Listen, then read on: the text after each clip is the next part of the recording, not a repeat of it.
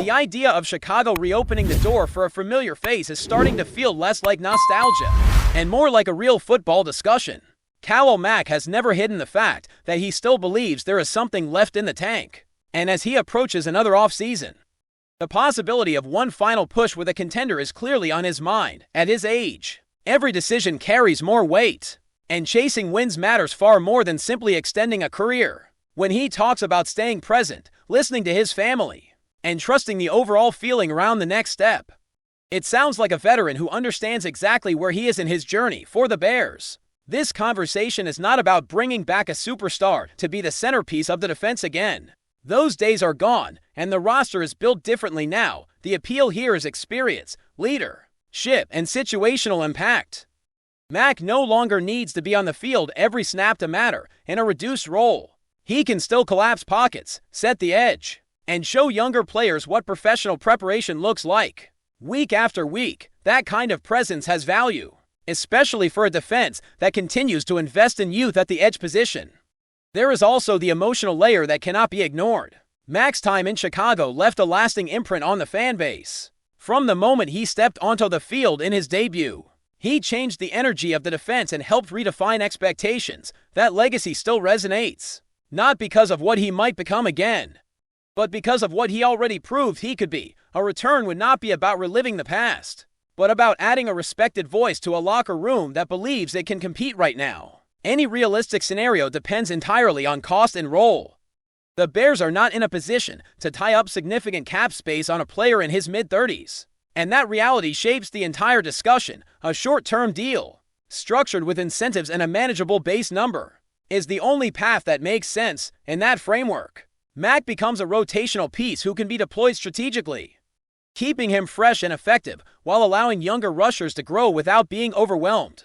What makes the idea more intriguing is that Mack's recent production suggests he can still deliver meaningful snaps, even with injuries limiting his availability. He showed the ability to disrupt plays, force turnovers, and generate pressure when offenses least expected it. Those moments matter, especially in tight games where one strip sack or one hurried throw can swing momentum. Chicago does not need him to dominate, only to contribute at the right time. Mentorship is another factor that quietly elevates this possibility. Young defenders benefit enormously from watching how veterans study film, manage their bodies, and approach game days.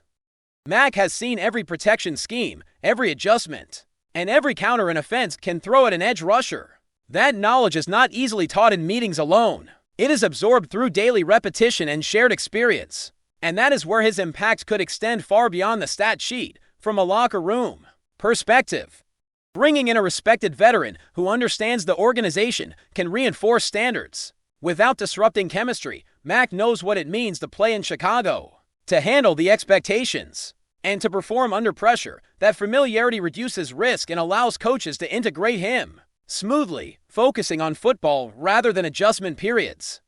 It also sends a message that the Bears are serious about competing, not just developing, of course. None of this matters if the numbers do not align. The Bears have been disciplined in how they allocate resources, and that approach will not change for sentimentality alone. Any offer would need to reflect Mack's current role, not his past reputation.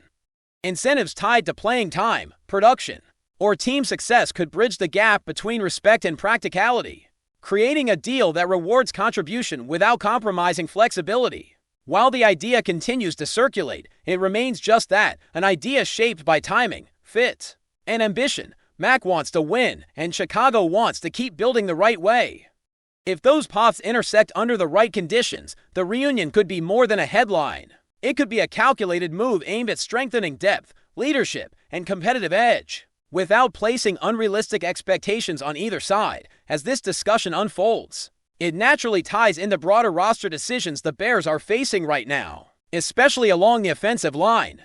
With injuries reshaping the depth chart and critical games approaching, Chicago finds itself evaluating not just talent, but reliability and readiness at one of the most important positions on the field. With the season reaching a physical and emotional crossroads, the situation at left tackle has quietly become one of the most consequential storylines for Chicago. Injuries have forced difficult decisions, and timing could not be more unforgiving.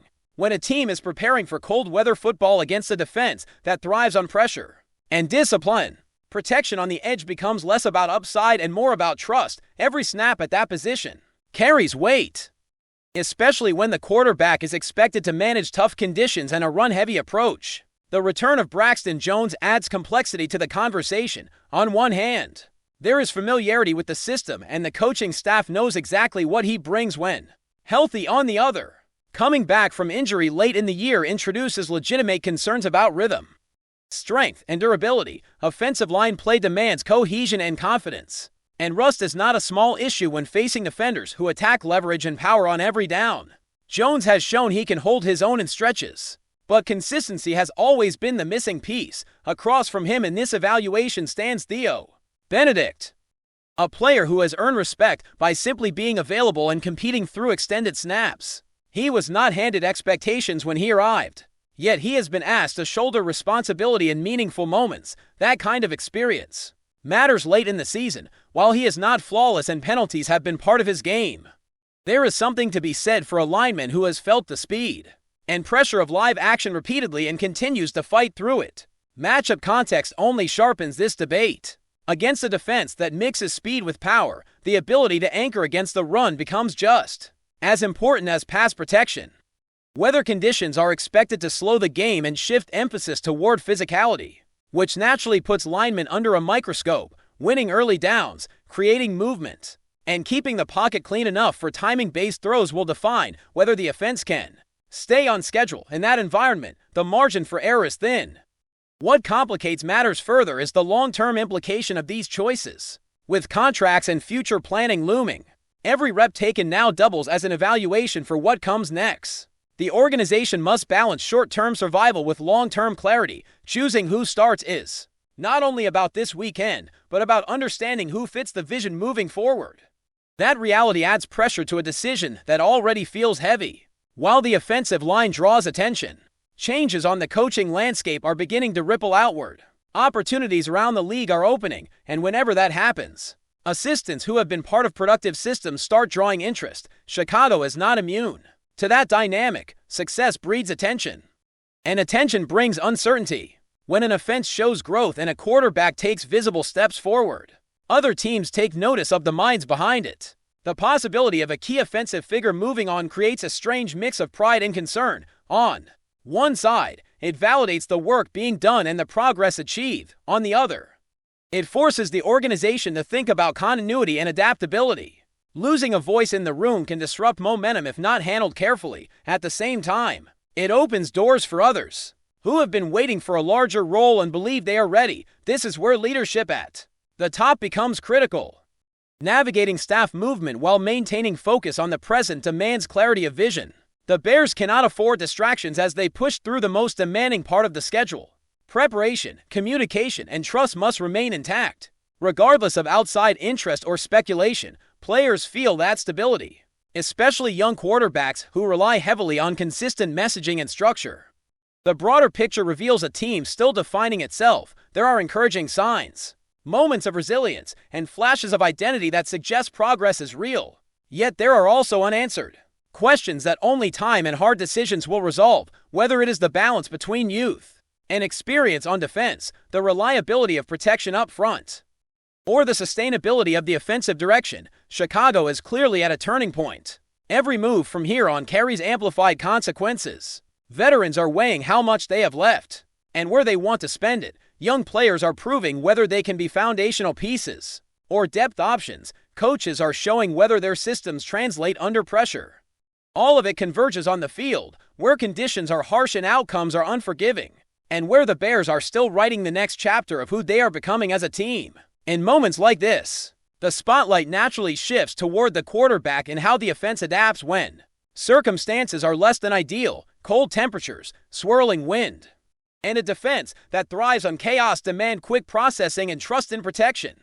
The Bears know that asking their quarterback to extend plays unnecessarily is a recipe for trouble, which makes the decision at left tackle even more central to the entire game plan. Clean pockets may be rare, but controlled ones are still achievable with the right personnel and execution. The run game also becomes a defining element under these conditions. When footing is uncertain and passing lanes shrink, physicality takes over. Offensive linemen are no longer just pass protectors, but tone setters, whichever player earns the nod at left tackle, will be expected to generate movement, seal edges, and sustain blocks long enough for the rushing attack to establish rhythm. That responsibility goes beyond technique and enters the realm of mentality, especially against defenders who test toughness snap after snap. There is also the psychological aspect of continuity. Offensive lines function best when communication is second nature, when adjustments are made instinctively rather than verbally. Late changes can disrupt that flow, even if the individual talent is comparable. Coaches must weigh whether familiarity outweighs freshness, and whether recent game reps matter more than historical comfort within the system. These are not decisions made lightly, particularly with postseason implications hanging in the balance. Defensively, the Bears are looking for complementary football. Sustained drives on offense allow the defense to stay aggressive without wearing down, something that becomes critical late in games. The pass rush feeds off those moments, and the secondary benefits from predictable situations. Everything is connected, and it starts with the offensive line holding its ground just long enough for the plan to unfold. As speculation continues around potential roster additions and off-season moves, the locker room focus remains narrow. Players understand that future conversations mean nothing if the present slips away. Veterans preach urgency, younger players absorb lessons through repetition, and the coaching staff emphasizes detail over hype. This is the phase of the season where habits define outcomes, and shortcuts are exposed immediately. The Bears have shown they can respond to adversity, but sustaining that response is the true test. Injuries, rumors, and external noise all compete for attention. Yet successful teams learn to compartmentalize. Each week becomes its own challenge, disconnected from what came before and insulated from what may come next. That mindset is often the difference between teams that survive and teams that advance. As the schedule tightens and the margin for error disappears, Chicago finds itself measured not by expectations, but by execution. Every snap reveals something about depth, resilience, and belief. The answers may not always be clean or comforting, but they are shaping a clearer picture of what this team is built to handle, and how far it can realistically go when the pressure is at its highest. Before we continue, don't forget to subscribe to our channel and give this video a like. Your support helps us keep bringing you the latest updates on our Chicago Bears. And don't be shy, drop your thoughts on the news in the comments below. The Chicago Bears are sending shockwaves through the NFL rumor mill once again, and fans are buzzing with excitement. According to reports circulating across major sports networks, including a confirmation from ESPN sources, the Bears might be adding a new dynamic piece to their roster, quarterback Jordan Love. The whispers began earlier this week, and the speculation has only intensified, with insiders hinting that Chicago could be on the verge of making one of the most talked about moves of the season. Love, known for his cannon arm and athletic versatility, has been in the spotlight since his early days, and the idea of him potentially joining the Bears has already sent social media into a frenzy. While the details are scarce, sources suggest that the organization is aggressively pursuing a strategy to bolster its quarterback depth, signaling that the team may be positioning itself for a serious run in the coming seasons. Analysts are weighing the implications. Could Love's mobility and playmaking ability inject the Bears with a spark they've long been missing? The potential pairing with Chicago's young offensive weapons has fans imagining highlight reel plays and game-changing drives. While nothing is finalized, the mere possibility of Jordan Love suiting up in navy blue has pundits speculating on how this could reshape the Bears' offensive identity. Would he start immediately, or serve as a strategic backup learning under the current roster? There's also the question of the front office's intentions. Are they eyeing a long-term quarterback solution, or simply exploring an explosive option to add firepower to an already competitive squad?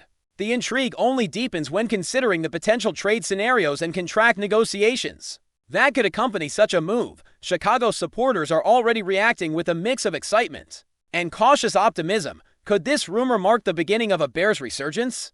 Only time will tell. But if ESPN's confirmation of interest holds any weight, the NFL landscape may soon see one of its most surprising quarterback shakeups yet. For now, fans are left on the edge of their seats, imagining what might happen if Jordan Love finally joins the storied franchise. One thing is certain: the Bears rumor mill is hotter than ever, and no one is sleeping on Chicago right now. That's it for this update. If you enjoyed the video and want to stay updated with exclusive news about our Chicago Bears, be sure to subscribe to our channel and hit that like button. We can't wait to hear your thoughts in the comments. See you in the next video.